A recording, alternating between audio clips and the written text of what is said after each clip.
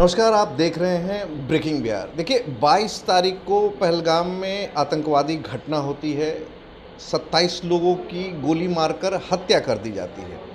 उसके बाद से हमारे हिंदुस्तान में हर पार्टियों के द्वारा अपनी अपनी डफली बजाना चालू हो जाता है। देखिए, भाजपा पर ये आरोप लगता है कि वो लगातार इस बातों को प्रमुखता से रख रही है कि 26 हिंदुओं को, जी हाँ, 26 हिंदुओं को गोली मारकर हत्या कर दी जाती है। धार्मिक आधार पर उनसे कलमा पढ़वाया जाता है, जो कलमा नहीं पढ़ पाता है उसको गोली मार दी जाती है।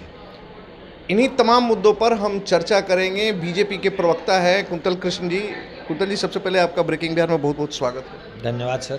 सर, लगातार ये आरोप लग रहा है, 2-3 मुख्य आरोप हैं, मैं उसको आपको क्रमबद्ध कर दूं। सबसे पहला आरोप ये लग रहा है कि आप लोग मृत्यु में भी जाति खोज रहे हैं, धर्म खोज रहे हैं। दूसरी बात ये आरोप लग रहा है कि इतनी बड़ी घटना होती है और प्रधानमंत्री मोदी कल बिहार आते हैं चुनावी भाषण के लिए, क्या कहेंगे सर? देखिए, मुझे तो कभी कभी ये बात समझ में नहीं आती है कि हमारे यहाँ विपक्ष क्या मानसिक रूप से विकलांग हो गया है। भारत के नागरिकों की हत्या हो रही है और शर्मनाक बात है कि जाति धर्म पूछ करके हत्या हो रही है। मैं ये नहीं कह रहा हूँ, वहाँ पे एक हमारा मुसलमान भाई भी उस घटना में शहीद हो गया। इस बात को उसने विरोध किया, इस बात का हिंदुओं को क्यों मारा हिंदुओं को क्यों मारा जा रहा है, क्यों पूछ के मारा जा रहा है कि तुम हिंदू हो, मुसलमान अलग हो जाओ, हिंदू अलग हो जाओ। इस बात का विरोध करने वाला वो राष्ट्रवादी हमारा भाई आज हमारे बीच में नहीं है। उसने अपनी जान दे दी इस बात के विरोध में। और यहाँ ये विपक्ष मानसिक रूप से विकलांग, शर्म आती है कि ऐसे लोग राजनीति में हैं। लाश पे भी राजनीति, हर जगह राजनीति। भारत की अस्मिता पे हमला है ये। और जो व्यक्ति आज देश के साथ नहीं खड़ा है वो देश के साथ गद्दारी कर रहा है। मैं सरेआम कहता हूं, जो व्यक्ति आज देश के साथ नहीं खड़ा है, सरकार के कड़े फैसलों के साथ नहीं खड़ा है, वो देश का गद्दार है। और देश के गद्दार को देश में रहने का कोई हक नहीं है। इन्हीं सब घटनाक्रम के बीच में रॉबर्ट वाड्रा कौन हैं, क्या हैं, ये आपको बताने की ज़रूरत नहीं है। उनका एक बयान आता है, वो कहते हैं कि इस देश में जब जब मुसलमान असुरक्षित महसूस करता है, इस तरह की आतंकवादी घटनाएं होती हैं। इस पर क्या कहें? इस देश में कुछ लोग हैं जिन्होंने ये मान लिया था कि ये देश उनकी जागीर है। भाजपा की सरकार आई, प्रधान सेवक मोदी जी आए और उन लोगों की गलतफहमी तोड़ी। जिन लोगों ने भ्रष्टाचार किया था उनको कॉन्स्टिट्यूशनल एजेंसीज के ऑफिस में आकर के जवाब देना पड़ रहा है और उनको पता है कि अगर वो गलत हैं तो जेल जाना पड़ेगा। बहुत से ऐसे लोग हैं जिन्होंने मान लिया था कि साहब हम तो देश के दामाद हैं।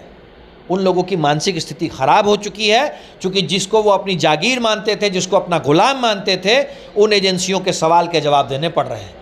वैसे ही कुछ लोग हैं मानसिक रूप से अस्वस्थ हो गए हैं, सोचने समझने की ताकत खत्म हो गई है, क्योंकि पता है कि आज न कल जेल जाना है।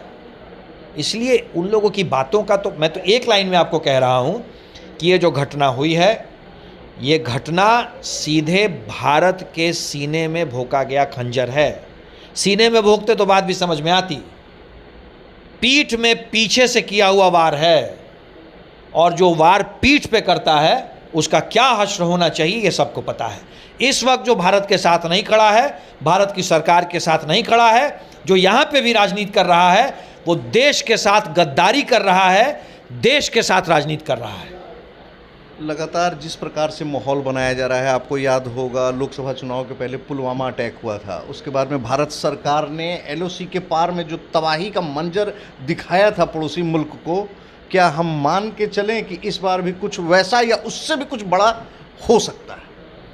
माननीय प्रधानमंत्री जी ने बिहार की धरती से कल पूरे विश्व को जो संदेश दिया, वो ये संदेश था कि पाताल से भी ढूंढ के लाएंगे, पाताल से भी। जो दहशतगर्द हैं, जो इस घटना के लिए जिम्मेदार लोग हैं, उनके विषय में कोई भी सहानुभूति रखेगा तो उसे भी हम पाताल से ढूंढ के लाएंगे। मैं चेतावनी देता हूं, उन दहशतगर्दों को तो हम पाताल से ढूंढ के लाएंगे ही लाएंगे, उनके साथ कोई सहानुभूति रखेगा तो उसे भी हम देश का गुनहगार मानेंगे और उसे भी पाताल से ढूंढ के लाएंगे। बिल्कुल बात स्पष्ट है, इसमें कोई कॉम्प्रोमाइज़ नहीं करेंगे हम। ओवैसी कहते हैं कि आज देश के मुसलमानों को जुम्मे की नमाज बाह पर काली पट्टी बांधकर करनी चाहिए। ओवैसी जितने खुलकर इस मुद्दे पर भारत सरकार का समर्थन कर रहे हैं, देखा जा रहा है कि अन्य विपक्षी पार्टियां जो है इस मुद्दे पर कहीं ना कहीं चुपचाप सी अपने आप को परिस्थिति में डाल दिया है और वो शायद वेट एंड वॉच की पोजीशन में है, कोई भी स्पष्ट प्रतिक्रिया अपनी नहीं दे रहा। आज के दिन में जो राजनीतिक दल वेट एंड वॉच कर रहे हैं वो भारत माता के साथ गद्दारी कर रहे हैं। मानते हैं आप गद्दार हैं? बिल्कुल बिल्कुल, जो आज के दिन में भी वेट एंड वॉच कर रहे हैं वो भारत के गद्दार हैं। आपने बैरिस्टर साहब का नाम लिया, अगर बैरिस्टर साहब खुल करके भारत की सरकार और भारत के साथ खड़े हैं तो बैरिस्टर साहब का इसके लिए मैं साधुवाद देता हूं।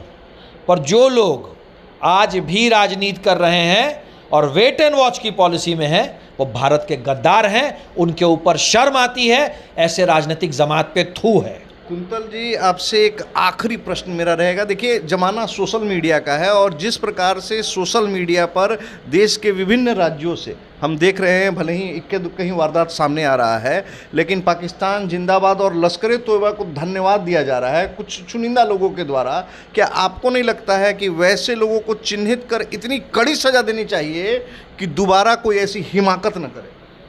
मैंने आपको पहले भी कहा, इन दहशतगर्दों को भी हम पाताल से ढूंढ के लाएंगे और ऐसी सज़ा देंगे कि आने वाली पीढ़ियां भी जो भारत के खिलाफ सोचने का सोच रही होंगी वो पीढ़ियां ही ख़त्म हो जाएंगी और जो इनके साथ सहानुभूति रखेगा उसको और उसके आने वाली पीढ़ी सबको ख़त्म कर देंगे।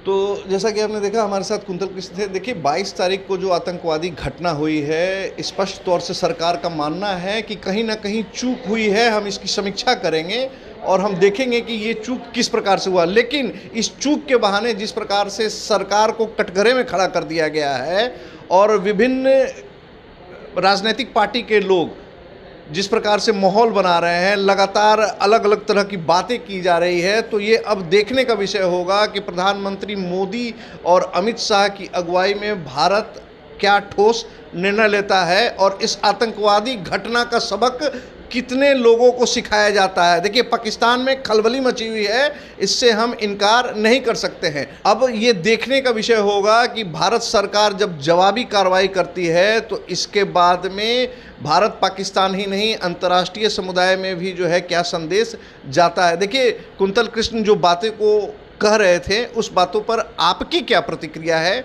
अपनी प्रतिक्रिया से हमें अवगत कराने का कष्ट जरूर करें। लगातार खबरों के लिए हमारे साथ बने रहें, तब तक के लिए दे इजाज़त। धन्यवाद।